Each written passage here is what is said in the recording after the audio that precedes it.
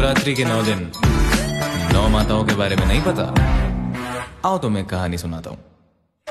पहला रूप शैलपुत्री सती रूप अवतरित, तृतीया है ब्रह्मचारिणी शिव को जो समर्पित, चंद्रघंटा वो जिनके मस्तक पर चंद्र विराज विराज, कुष्मांडा माँ सब ब्रह्मांड को खुद से उपाजे उपाजे, स्कंद माता का पंचमी सर्व मोक्ष अंतयः, छठवीं माँ कात्यायनी कष्ट रोग सब हरा, काल हरे काल निवारे भूत प्रेत दर कहाँ पे, भय से भी मुक्त सदा हो काल रात्रि जहाँ पे, श्वेत वस्त्र महागौरी अष्टमी को विराजे, सिद्धिदात्री हो नवमी हाथ चक्र वो साजे दोनों।